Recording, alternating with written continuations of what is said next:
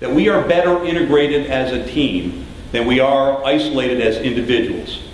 So the strategy and the work that's been done, going back to Barry Dewberry, John Fowler, Ron Ewing, was to start driving the organization much more towards an interdependent organization.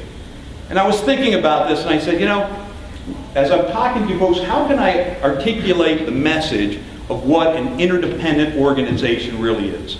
So what is the best example of an interdependent organization? This is my family. The most important integrated interdependent organization is in fact a family. When you look at what you would do for a family member, that defines interdependency. So when we speak of interdependencies within an organizational structure, and we can relate it to a family, and we can look at the people in this room, who, by the way, all you folks really like each other, so that's a really good start. That's where we need to be with an interdependent organization.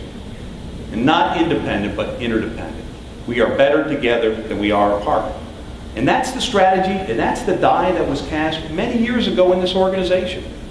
And what we have to do is continue to drive that and improve it, and make sure that we're achieving the missions as collectively as a family, as an organization. We have the 3 practice areas, and everyone has started to get comfortable with practice areas. I think Ron Ewing rolled this out, probably mid-2005 timeframe. We did strategic planning that started to build on this concept. Again, it takes time for an organization to evolve. That was a step in the evolution. This is how it's organized today. You can look at it. It makes sense. The chain of command is understood. And I want to take you through from this to where we're headed and not have anyone alarmed that the organizational and the accountability structure that we currently have is materially going to change, because it won't.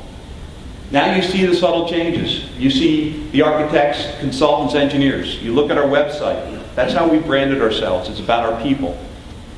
That's the way we're headed organizationally. How do we get that? Where we want to end up is we're going to have the architects as Dewberry architects. We're going to have the consultants as Dewberry consultants. And we're going to have the engineers as Dewberry engineers. The end result is that we want everyone to be thinking as Dewberry, not as these contracting entities of Dewberry architects or Dewberry engineers or consultants. We want to be thinking of ourselves and presenting ourselves externally as Dewberry, period. That's our brand, that's our logo, that's our trademark. That's what we want people to understand. Builders. And some of you may not know what Dewberry Design Builders is. It is an entity that we have created. We took it off the shelf. It was one of our Inc. companies out of North Carolina. And we were looking at how do we, as an organization, attack a robust market such as design build. That's a little bit scary. A couple years ago, we probably wouldn't have even been thinking that way. But as we see entities like the federal government going 75% of their capital projects procured under design build delivery, we can either become a subcontracted commodity that is beat up by general contractors, or we can take a leadership position with our clients. Now, with that said, do we have the skills in this room or in our organization to effectively manage a design construct project? No, we do not. We do not have those skill sets yet. This company is an enabling company. It'll allow us the opportunity to do prime, either as a prime or as a prime JV partner on a design construct project, and be able to bond it. That's what we've been able to do. Over the next few years, we need to be building some serious skill sets, because a design build project is the most challenging and highest risk delivery system that we currently operate in. And the skill sets required for that are huge. We'll build those skill sets. We'll go slow with this particular program. But it's a very important program for us to enable us into the market space that we need to be working. Today, we sign up design build projects in every company we have. It's very difficult to assess the cumulative risk that the organization faces with multiple design build projects across all of our companies. Very important that we have this vehicle going forward.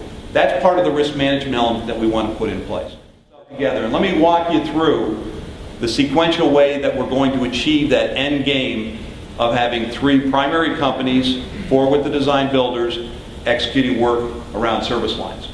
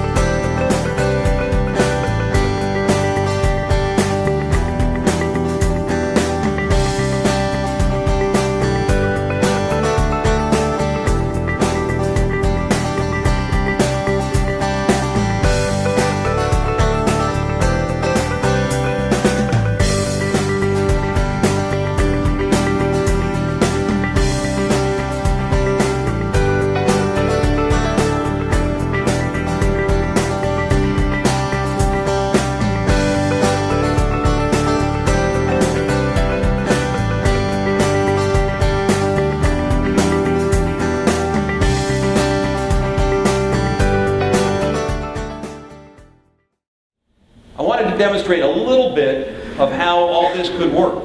Now what we're trying to do is, we have our practice areas, but this is how we administratively organize ourselves, so we have a command and control structure that is effective. But what really matters is, how do we do it outside? This organizational structure will create more balance, more understanding, I believe less administrative issues, to be able to attack the market. The market is where we're trying to get to.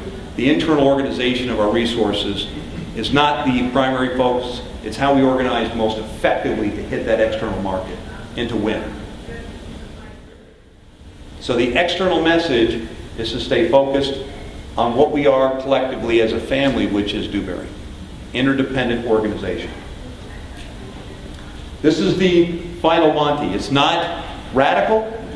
We've got to make sure that our staff is disarmed, that they're comfortable with this, that they understand the intent. We have very smart people, they'll get it. Make sure you're communicating with them. I would be happy, Dan would be happy to go on the road to explain this to any office that you guys want us to come to make sure that they're getting that strategic objective. Interdependency is critical. The primary brand of Dewberry is critical. That's what we're trying to achieve.